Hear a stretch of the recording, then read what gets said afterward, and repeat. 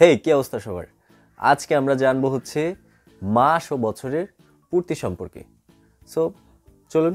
আচ্ছা, 1 মাস পূর্তিকে বলা হয় মাসিক, 3 মাস পূর্তিকে বলা হয় ত্রৈমাসিক, 6 মাস পূর্তিকে বলা হয় ষান্মাসিক, 1 বছর পূর্তিকে বলা হয় বার্ষিক, 10 বছর পূর্তিকে বলা হয় 1 দশক, 12 বছর পূর্তিকে বলা হয় 1 যুগ, 25 বছর পূর্তিকে বলা হয় রজত জয়ন্তী, 40 বছর পূর্তিকে বলা হয় রুবি জয়ন্তী, 50 বছর পূর্তিকে বলা হয় সুবর্ণ জয়ন্তী, 60 বছর পূর্তিকে বলা হয় হীরক জয়ন্তী, 75 বছর পূর্তিকে বলা হয় প্লাটিনাম জয়ন্তী।